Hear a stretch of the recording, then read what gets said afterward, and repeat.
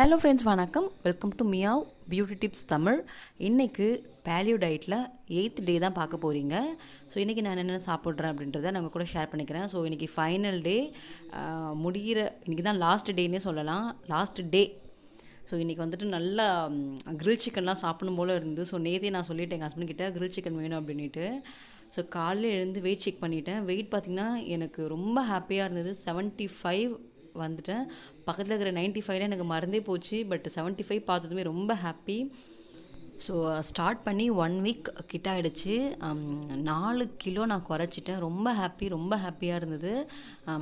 79 something இருந்தேன். இன்றைக்கி 75ல் பார்க்குறது ரொம்ப ஹாப்பி. அது 76 தான், பட் எனக்கு 75 அவ்வளோதான். அதுதான் மைண்டில் எனக்கு ஃபிக்ஸ் ஆகிடுச்சு. ஸோ காலையில் நான் எழுந்து வெயிட் செக் பண்ணிவிட்டு நம்ம ஆஸ் யூஷுவலாக குடிக்கிறது தேங்காய் எண்ணெய் குடிச்சிட்டு அதுக்கப்புறம் என்னுடைய ஜீரா வாட்டர் நான் போட்டு குடிச்சிட்டேன். ஜீரா வாட்டர் குடிச்சிட்டு ஒரு 15 மினிட்ஸ் நான் எக்ஸசைஸ் பண்ணியிருப்பேன். சும்மா 8 o'clock மாதிரி மொட்டை மாடியில் பண்ணிட்டு வந்திருந்தேன்.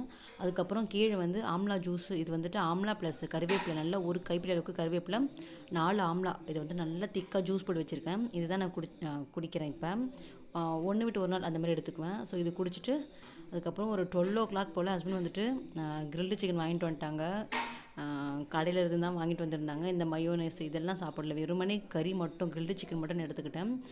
கிரில்டு சிக்கன் நம்ம சாப்பிடலாம், ஏன்னா அதில் வந்துட்டு அவ்வளோவா ஆயிலெலாம் யூஸ் பண்ண மாட்டாங்க. ஸோ கிரில்டு சிக்கன் எடுத்துக்கலாம், ஏன்னா இதில் வந்துட்டு ஃபேட் தான் முக்கியம் இல்லையா. ஸோ தாராளமாக நம்ம கிரில்டு சிக்கன் சாப்பிடலாம். ஸோ நல்லா ஒரு பிடிச்சிட்டேன்.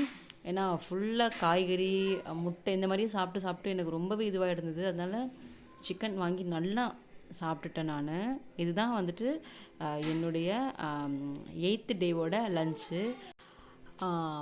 பாதி கோழி இதில் கால்வாசி கோழி நானே காலி பண்ணிட்டேன். கொஞ்சம் தான் ஹஸ்பண்ட் சாப்பிட்டாங்க. ஸோ அந்தளவுக்கு எனக்கு அவ்வளோ ஒரு நான்வெஜ் நான் பிரியர்னே சொல்லலாம். ஸோ நல்லாவே நான் சாப்பிட்டுட்டேன். ஸோ நல்லா சாப்பிட்டு திருப்தியாக உட்காந்துட்டு இருந்தேன்.